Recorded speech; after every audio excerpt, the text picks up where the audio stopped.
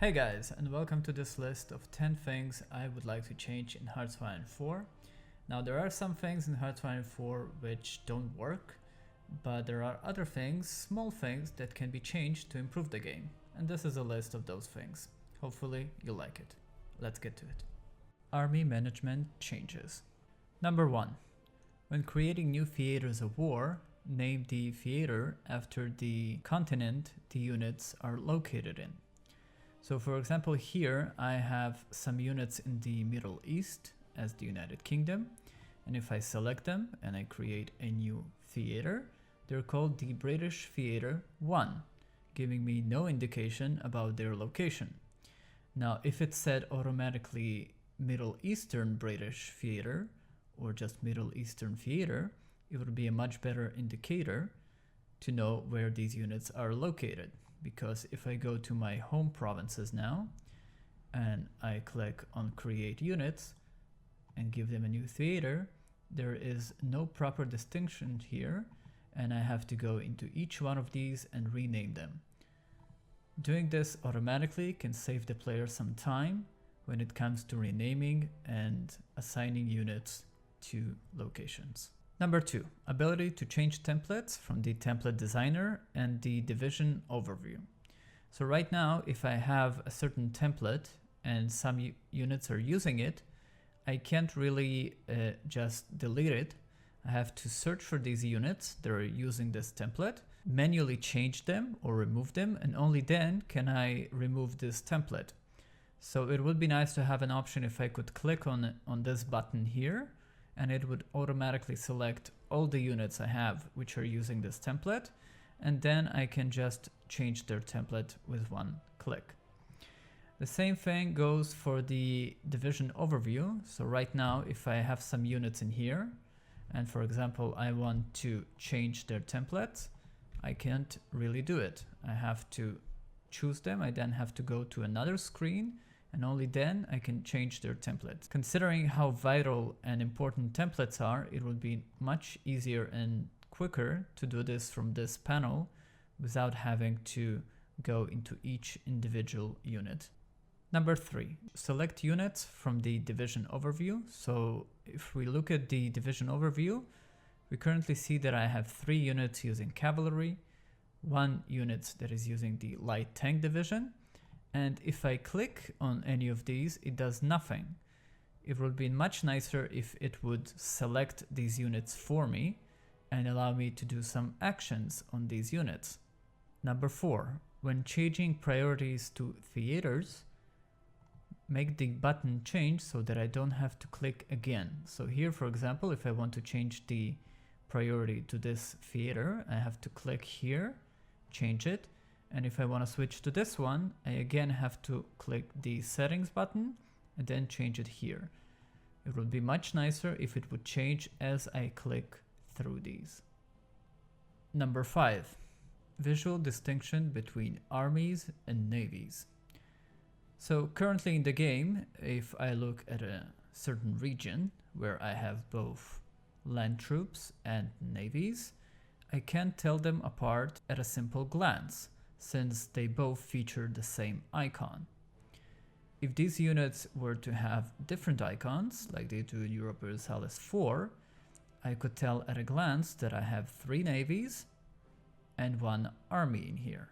Currently, to get that information, I have to zoom in until the icons change, and only then I can tell the difference between them. Focus tree changes. Number 1, an ability to zoom in and out on focus trees.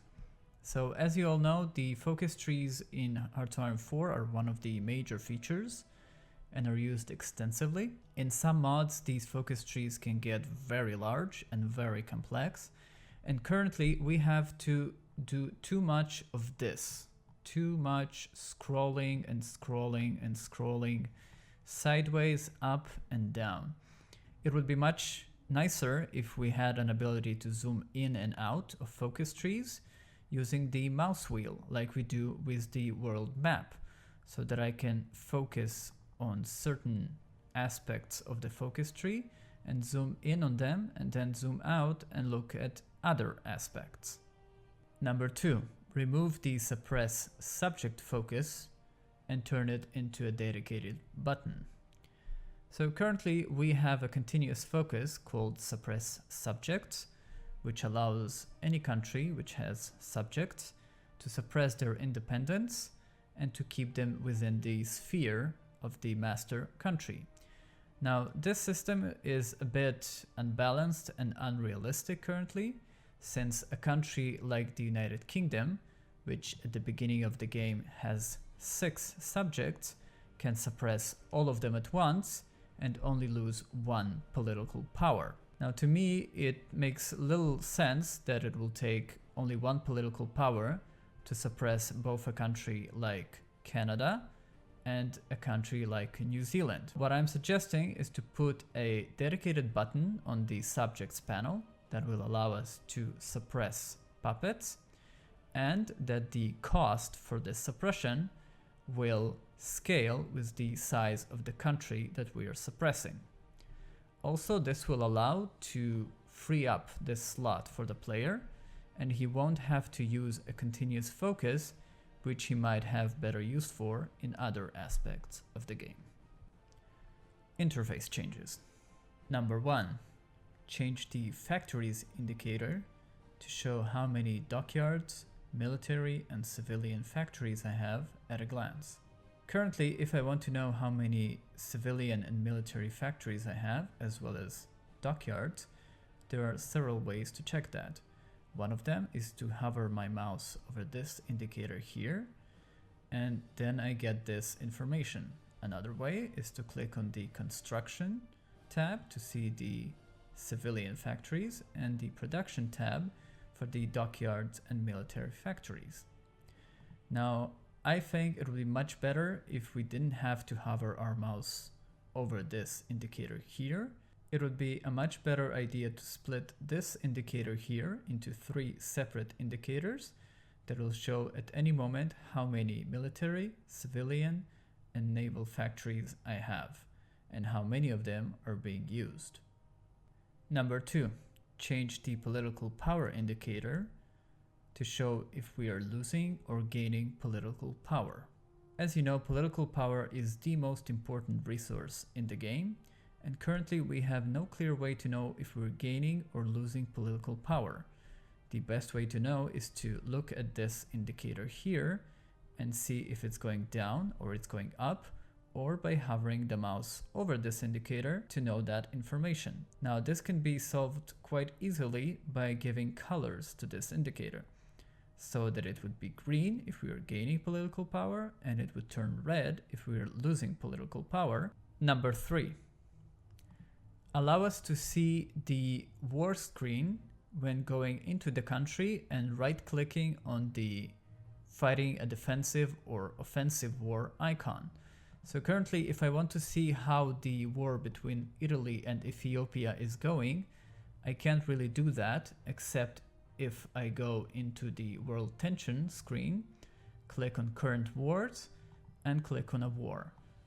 And this is only one case where we have one war. In case we have a lot of wars, it would make it much simpler if I could just click on the countries involved and do it from this diplomacy screen, where afterwards I can decide if I want to do some actions that are related to this war.